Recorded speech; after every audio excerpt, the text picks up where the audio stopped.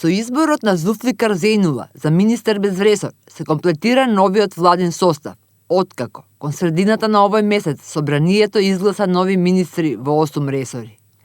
За предлогот на премиерот Христијан Мицкоски за нов министер без ресор гласаа 67 пратеници, а 13 беа против. По изборот, новиот министер даде свечена изјава пред собранието. Зулфикар Зејнова е претседател на Демократската партија на турците, која влегува во владеачката коалиција, а во собранието е застапена со пратеникот Беџан Илјас.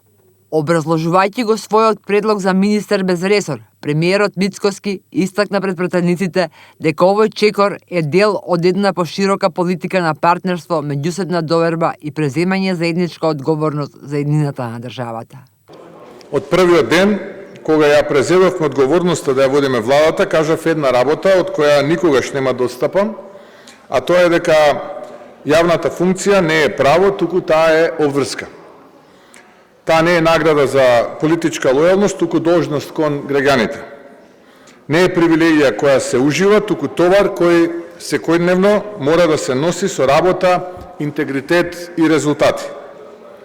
Таа логика ја применуваме при секое кадровско решение, ја применуваме и денес.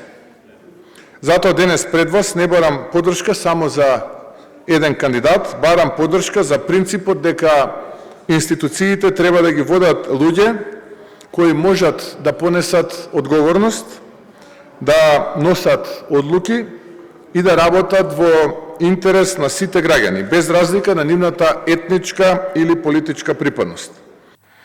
Пратеникот Беџан Илјас, кој до неодамна беше дел од опозицијскиот Европски фронт во собранието, истакна дека со овој чекор турската заедница во земјава повторно добива свој представник во извршната власт.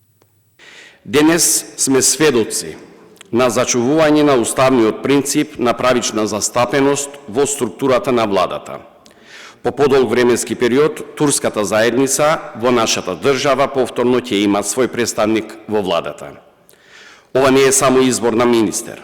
Ова е порака дека институциите мора да останат отворени за сите граѓани и дека секоја заедница треба да ја има можноста да учествува во креирањето на државните политики.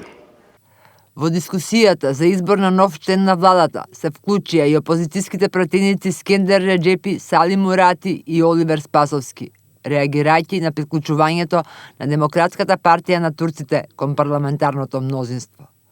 Пратеникот Сали Мурати рече дека во политиката се многу битни довербата, стабилноста и партнерството, така што и кога има несогласувања, останува обврска да се почитуваат каузата и ветувањата дадени пред гласачите. Прашањето за довербата е. Во политиката, довербата, стабилноста, партнерството е клучна улога. Секаде, во секој однос, почнувајќи од брак, во семејството, во друштвото и така натака. И кога имаме несогласување, кога сакаме да го промениме нешта, останува обврска да се почитува каузата на договорот, ветувањето дадено пред гласачите, платформата истакната, зашто тие ветиле по гласачите за друга платформа. Ако се толку храбри, нека поднесат оставка од пратеничка продукција, па да видиме како ќе биде. По завршувањето на 117-та седница, собранието продолжи со работа по 100-та седница, при што едногласно беа усвоени препораки во врска со извештајот на народниот правобранител за степенот на почитување, унапредување и заштита на човековите слободи и права во 2025 година.